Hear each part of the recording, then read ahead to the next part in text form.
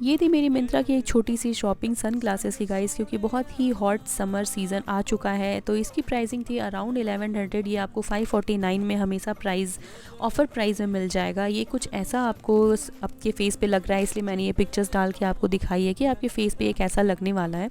ये कुछ golden effect में है। अगर बहुत सनी सीज़न समर में सनी वेदर नहीं है तो आप इसे लगा सकते हो। समर सीज़न के अगर बहुत ज़्यादा सनी है तो ब्लैक ही बहुत अच्छा लगता है। ब्लैक का भी इफ़ेक्ट मैंने एक सन ग्लासेस लिया है, उसे भी मैंने शॉर्ट्स में डाल रखा है गाइज़, वहाँ से आप जाके चेकआउट कर सकते हो।